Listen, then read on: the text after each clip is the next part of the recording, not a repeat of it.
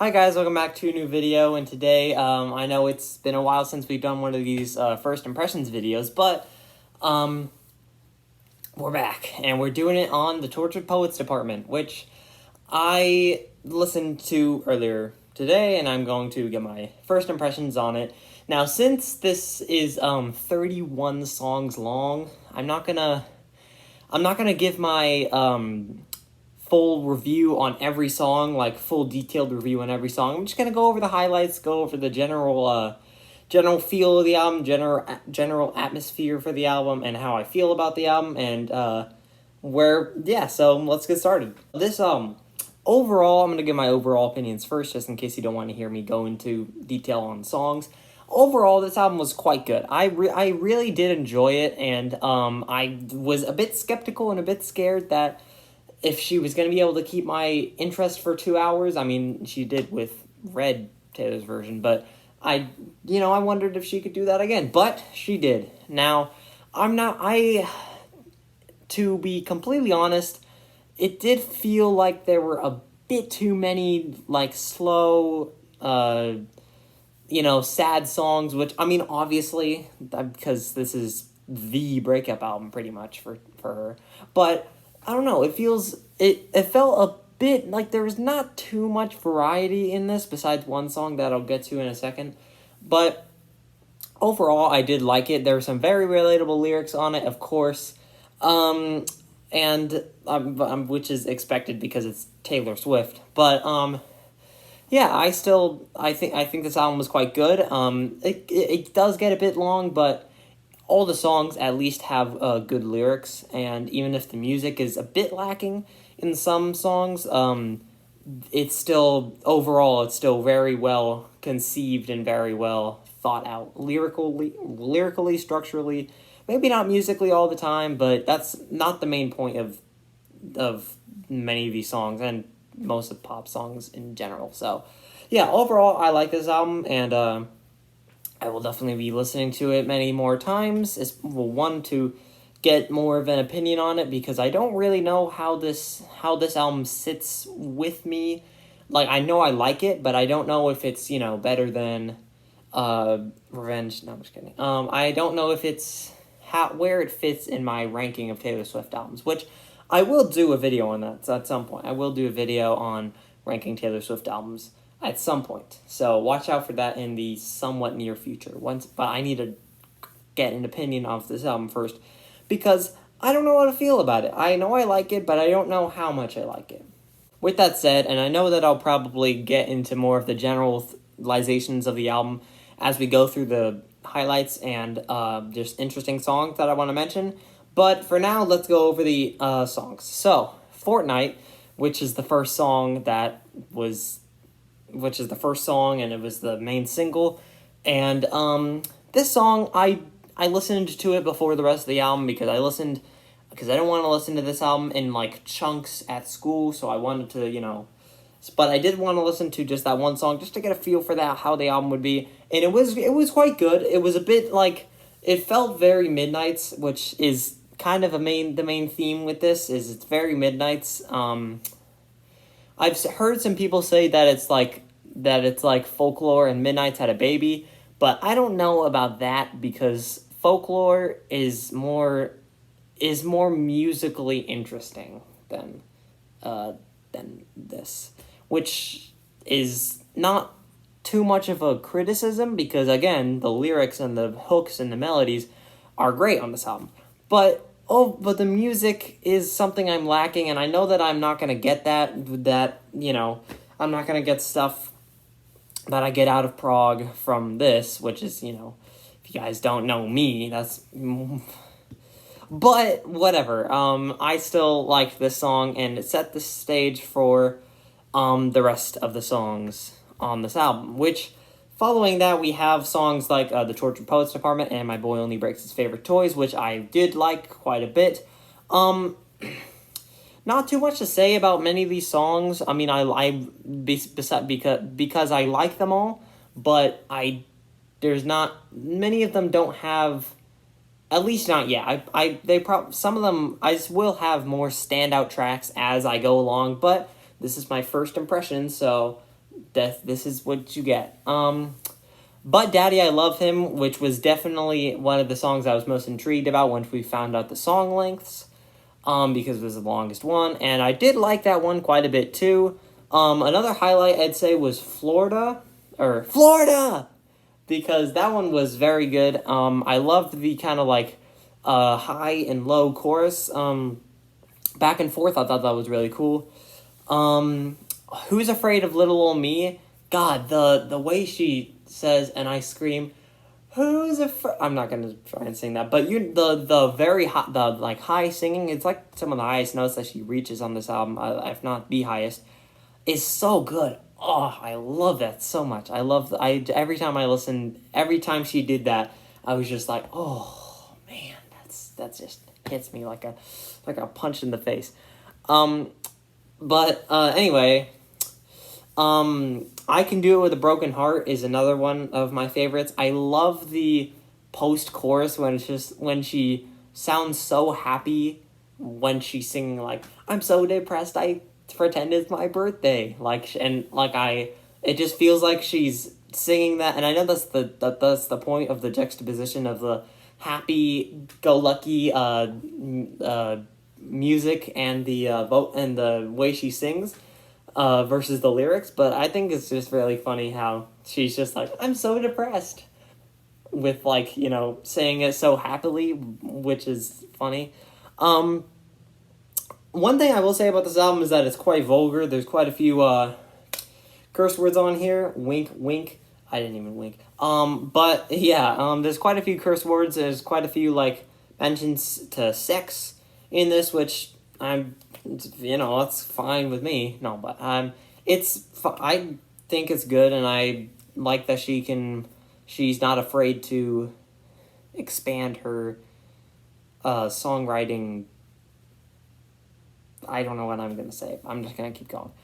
Clara Bow. I know she says it in the song, and I still forgot how she said it. But anyway, that song, Clara whatever, was quite good. That ends off the normal album, but it's quite good. I did thoroughly enjoy that song.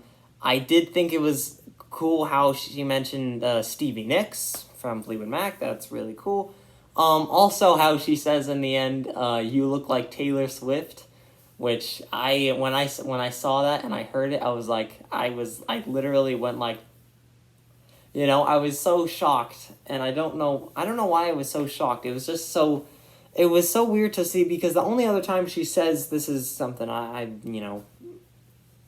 nerd me would know, but the only other time she says Taylor Swift is in 22. And that one is kind of in the background, and you don't really, and she says it kind of quickly, but this one, she really says, and it's at the forefront, and it's so funny. It's so funny to hear her say her own name. I don't know why. It's so interesting to hear her say her own name. Songs like I'm Gonna Get You Back, all one word, and all lowercase, when I first saw them, almost gave me an Olivia Rodrigo kind of vibe from the title, which I was a bit skeptical of, but this didn't really sound like her, which, good. But, I still liked it, and I thought it was a good song. Other songs I'm trying to look at all these songs here.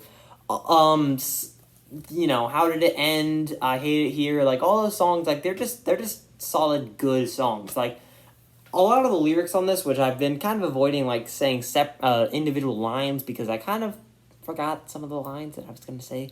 But, all these lyrics are great, and I know that they're about her, relationship stuff and whatever, except Thank You, Amy, which I don't know, Thank You, Amy is probably one of my favorites on the album, just because it's tongue in cheek, and I really like that. I love how the K and then the I am, very subtle, Taylor. And then how in the bridge where she says, I know you haven't changed much, so I changed your name and any defining clues.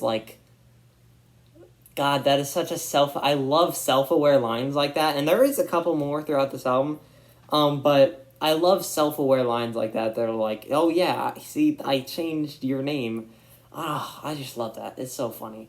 But I also like how in that song she doesn't shy away from, saying how, if Kim didn't do that dreaded phone call, we wouldn't have where is it? Where is it? Where is it? We wouldn't have Reputation. So, so I like that she acknowledges that, because I think some of it is like, it's a bit, it's a bit like, well, of course, I don't know what I'm saying anymore. I'm just gonna stop talking. One song which I mentioned earlier that I was gonna get to, So High School. This song is very interesting because we've had, like, I don't know what track number it is, but it's around the 20 mark. So we've had like 20 or 19 like sad songs or stuff like that, even if some of them don't sound like that sometimes. But then we get So High School, which is so disjointed, but I love it. I love it. I love how happy the song is, and I was really hoping that there would be some cute Travis Kelce and Taylor Swift lyrics in there, like about them two together, which I'm very happy that there was. I'm kind of sad that there was only one song, but I guess, happy songs aren't going to get you a lot of, there's only so much happiness you can write. You can write a whole bunch more sad. But, but this song, I feel like this one might be a bit divisive amongst Taylor Swift fans, because it's very different from the rest of the album, and I don't know if some fans are going to like that. I like it, and I think it's one of the best on the album, actually. A few more things I want to mention. I Look in People's Windows, the new shortest Taylor Swift song. It's fine. I was expecting more, because Now That We Don't Talk is such a good song, which was her original shortest song before this. But since Now That We Don't Talk was so good, I think I got my hopes up a bit too high. And this song is fine, but it's not... that's all it is, really. It's one of the weaker ones on the album, but, they can't all be winners. But another thing I want to mention is the You Don't Get to Tell Me About Sad. I know that in the song, I don't even remember what song it is, because I know that I'm pretty sure she rhymes it with had, but that's just... I'm not even gonna criticize it because it's grammatically incorrect, because then I sound like a huge nerd, but, which I guess I am, but, but I just think it's funny. It's funny to just hear her say grammatically wrong things. I don't know why. The last thing I want to mention is the manuscript, which is the very last song, and also the first song name that we even got, I'm pretty sure, if I remember correctly. Which is a very good song and a good way to close things. I just liked its structure overall, and how there was actually no chorus, which is very unusual for a Taylor Swift song. But I also like how it feels like the final song. Some of her other songs sometimes don't feel like a final song, but this song definitely feels like that. So good job, and it's a good closer, and it works as a closer well, just as encapsulating all that we've on this 2-hour journey that we've been through, encapsulating it all in this song, and it's pretty well done. So that is the Tortured Poets department in its entirety, all 31 songs, and I definitely mentioned all 31 songs. I bet when I listen to this again a few more times, I'll be like, oh my god, and I'll look back on this video and I go, oh my god, I can't believe I didn't mention blah blah blah. But this is my first impression, and to be honest, some of these songs I don't fully remember right now, and I probably will after I listen to it a few more times. But again, as I've said many times throughout this video, this is my first impression, so this is what we're gonna do. Maybe a flawed system, but it's my system, baby. But anyway, guys, I hope you enjoyed this video. Comment down below what you think of this album, if you like it, if you hate it, and what are your favorite songs on the album? What songs do you think I should have mentioned or shouldn't have mentioned? Just all that. I'd like to hear you guys' opinions, and I'd like to, talk with you guys about it in the comments. So leave your voice down below, and I'll see you guys in the next video, which will probably be Taylor Swift. Alright, bye!